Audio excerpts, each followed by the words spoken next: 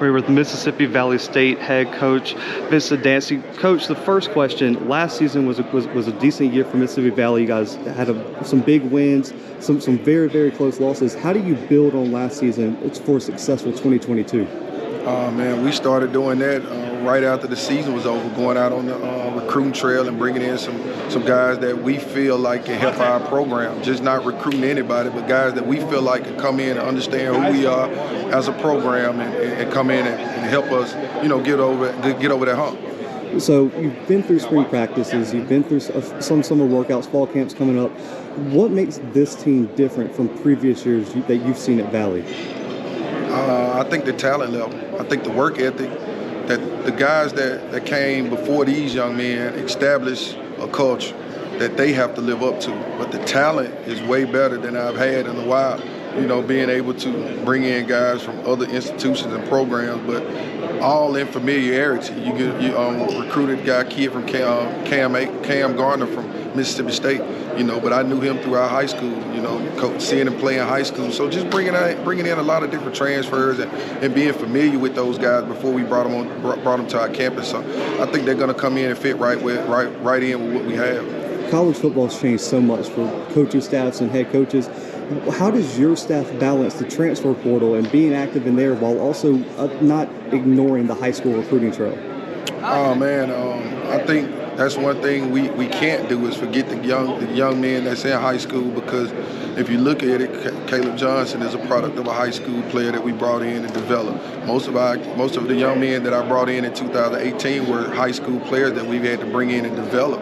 The transfer portal wasn't out, and for some strange reason, we really don't get a lot of big-time, quote-unquote, transfers. So we understand how important those high school players are and how they have to come in and matriculate, develop, and be ready to, play some big-time college football. But we won't forget about it. The JUCO circuit as well in Mississippi is huge. We just talked to head coach Fred McNair. He said that Mississippi has an advantage because you guys have such talented JUCOs. Do you guys scout JUCOs even before doing high school transfer portal? Like, how do y'all utilize the loaded JUCO circuit in Mississippi? We want to take full advantage of our junior college circuit. Like I said, those young men come right out of high schools in the state of Mississippi. It's not a lot of in-state kids can get into our junior colleges because we developed so many. Our product of high school football, the brand is so great in the state of Mississippi. So we attack that. We attack the junior college circuit just like we do high school, because we know that there's some great players that's in that high school. That's in the junior college circuit. So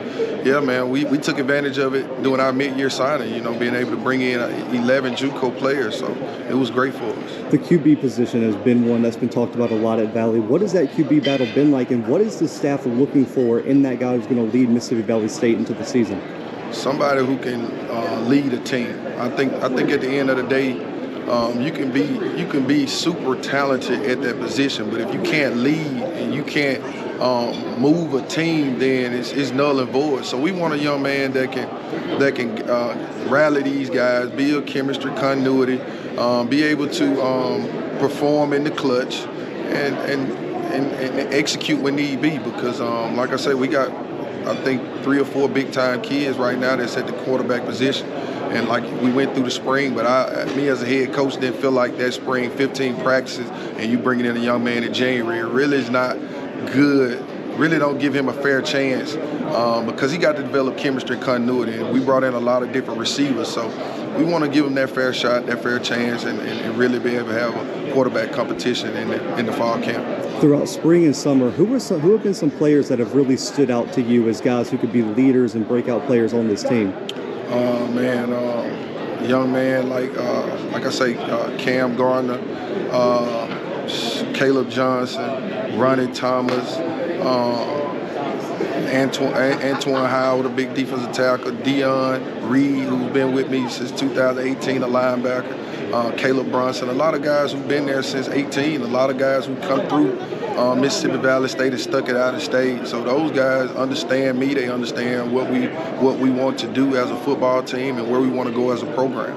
Every program has, I would say, a unique, difficulty for head coaches. What makes the Valley job so unique compared to other SWAC jobs around the conference? Because sometimes I feel like it's a job other coaches be afraid to take. You know, sometimes I think when you and don't get me wrong, every coach wants everything. You know, but sometimes when you don't have everything and you have to work for it, it kind of, I think it's kind of intimidating to some coaches. But me, you know, like I said, man, being a young man, understanding what I was doing and what I was getting into when I took the job, and I wasn't afraid of it. I just rolled my sleeves up and went to work. And I think that's the one thing that you have to have at Mississippi Valley State is a great work ethic. And having that great work ethic shows in the result of these young men going out performing like they do every week. I love that message. And final question, Coach, your message to the Valley fans out there about what they can expect from your team this season. A great football season, and don't believe the media that we won't come in last. Hey, Coach, I appreciate you guys. Stay tuned for more SWAC Media Day content.